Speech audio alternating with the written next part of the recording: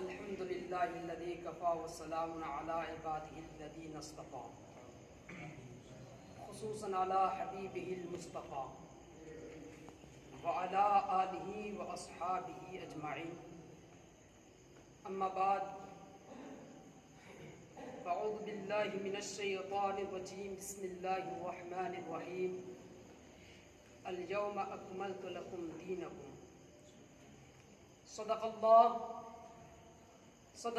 العظیم وبلغنا رسولہ النبی الامین المتین الکریم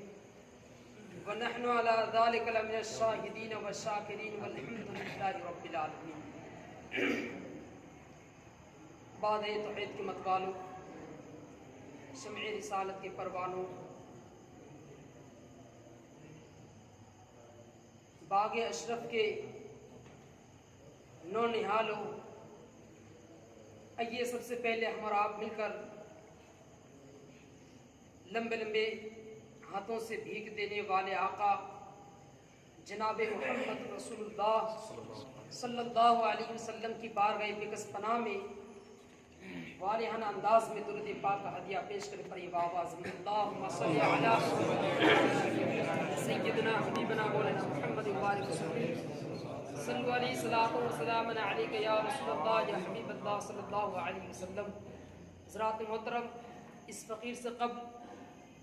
برادر صغیر جناب امین الاسلام نے حضور غوث پاک کے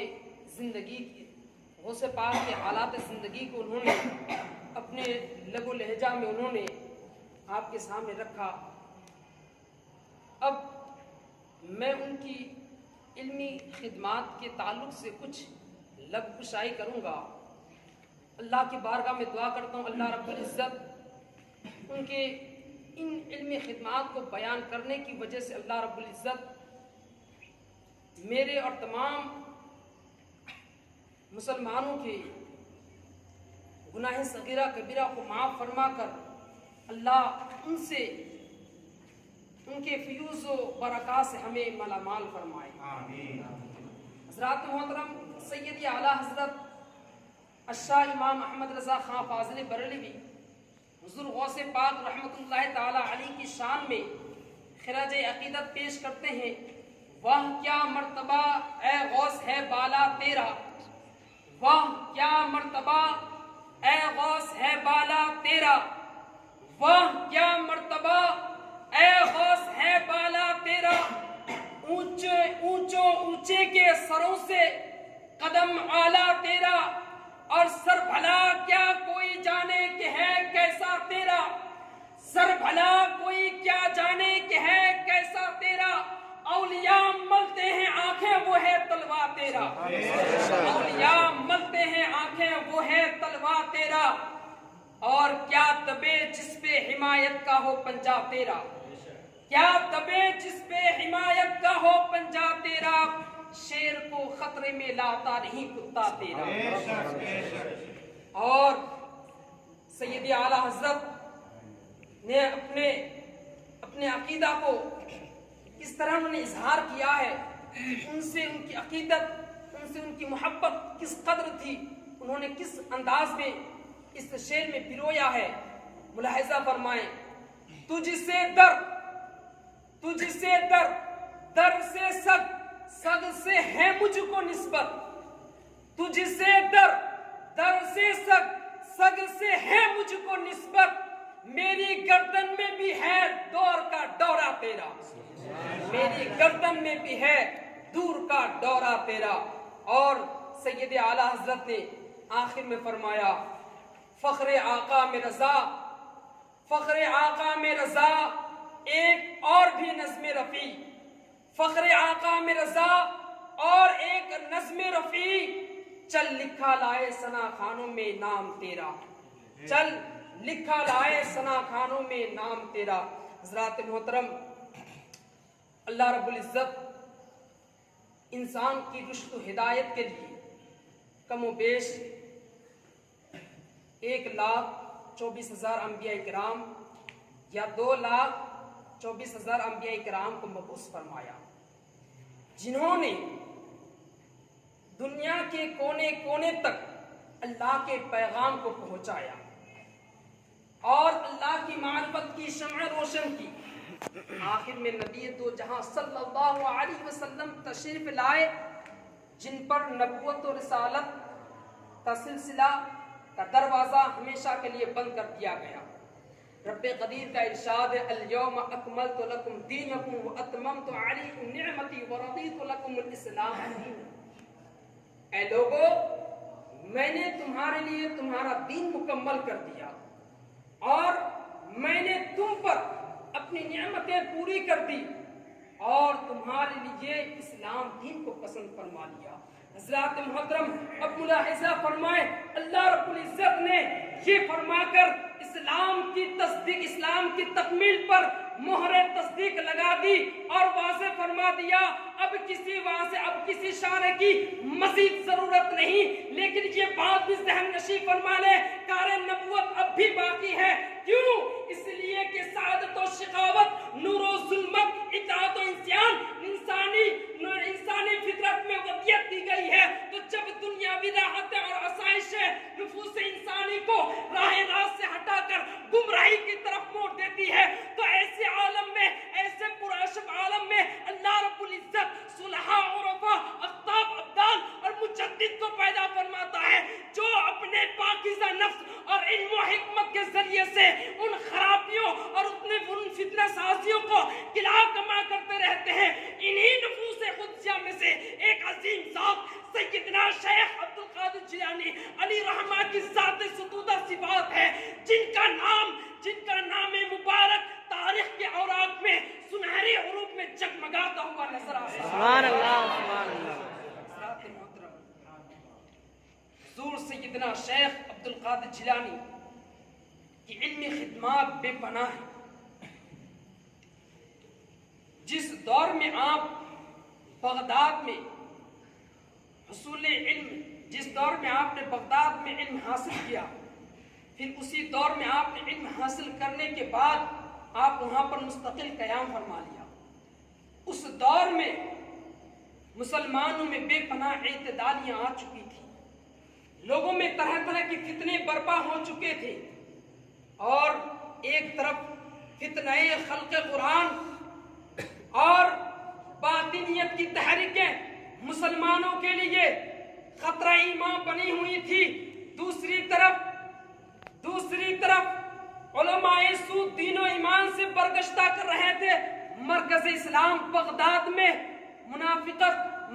مرکز اسلام بغداد میں فسق و فجور، زناکاریاں، بدکاریہ اور منافقت کا بازار گرم تھا۔ خلافت بغداد دن بدن زوال پذیر تھی، سلجوقی آپس میں لڑ رہے تھے، کسی اہل حق کی جان و عزت محفوظ نہ تھی۔ ایسے پراشوب دور میں سیدنا شیخ عبد القادر جیلانی نے واعظ و نصیحت کا دورہ اٹھایا، واعظ و نصیحت کا بیرہ اٹھایا، اور اپنے علمی خدمات کے ذریعے سے انہوں نے ان خرابیوں کا قلعہ کما کر دیا۔ حضرات محترم، سیدنا شیخ عبد القادر جیلانی رحمۃ اللہ تعالی علیہ، جس کو آج ہم اور آپ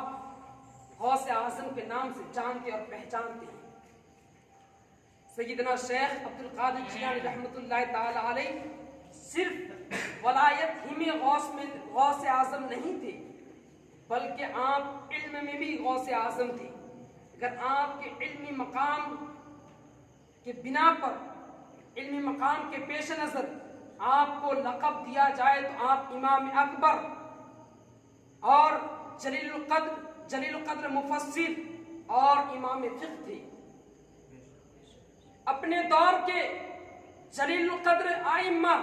آپ کے تلامذہ تھے، جنہوں نے آپ سے علم التفسیر، علم الحدیث، علم الفقہ، علم العقیدہ، تصوف و معرفت، فنی علوم، فتاوی اور دیگر علوم پڑھا۔ سیدنا شیخ عبد القادر جیلانی اپنے درس میں روزانہ 13 علوم کا درس دیا کرتے تھے، اور یہ سلسلہ ایک دن 2 دن کا نہیں، 1 ماہ 2 ماہ کا نہیں، 1 سال 2 سال کا نہیں، بلکہ سیدنا شیخ عبد القادر جیلانی 90 سال کی زندگی تک، یعنی 90 سال کی عمر تک، یعنی زندگی کے آخری لمحے تک طلباء کو 13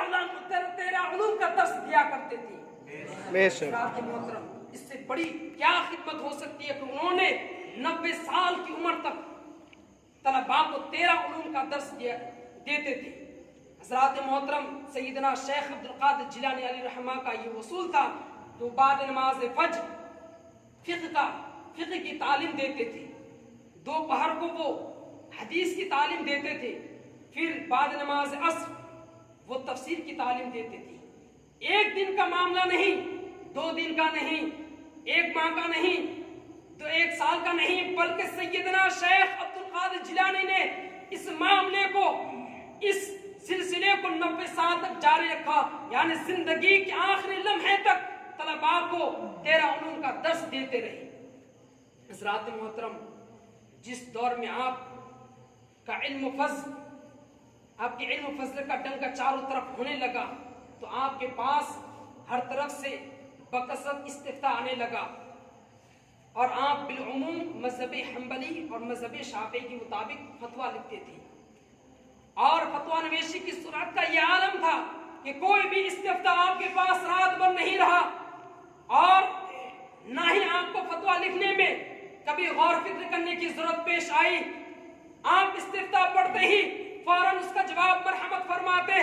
علماء عراق آپ کے فتاویٰ کی صحت اور جواب کی سنت پر بے حد تعجب اور تعریفیں کرتے تھے۔ ایک دن کا تو ایسا واقعہ ہو گیا کہ سیدنا شیخ عبد القادر جیلانی کی بارگاہ میں ایک استفتاء آیا جو اس سے پہلے علماء عراق کے سامنے پیش ہو چکا تھا، مگر کسی عالم نے اس کا تسلی بخش جواب نہیں دیا تھا، سب کوئی جواب سے قاصر رہ چکے تھے۔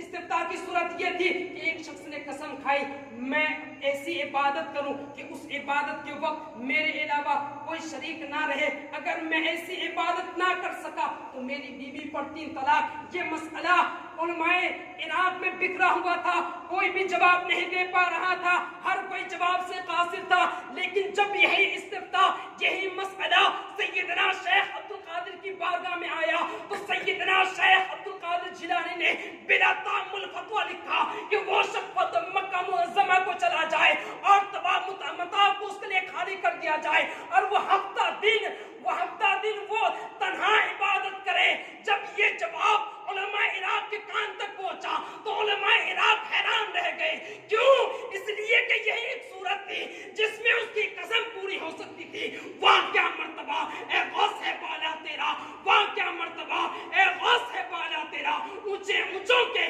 سروں سے قدم ہے اعلیٰ تیرا، سر بھلا کیا کوئی جانے، سر بھلا کوئی کیا جانے کہ ہے کیسا تیرا، اولیاء ملتے ہیں آنکھیں وہ ہے طلبہ تیرا، کیا دبے جس پہ حمایت کا ہو پنجا تیرا، کیا دبے جس پہ حمایت کا ہو پنجا تیرا، شیر کو خطرے میں لاتا نہیں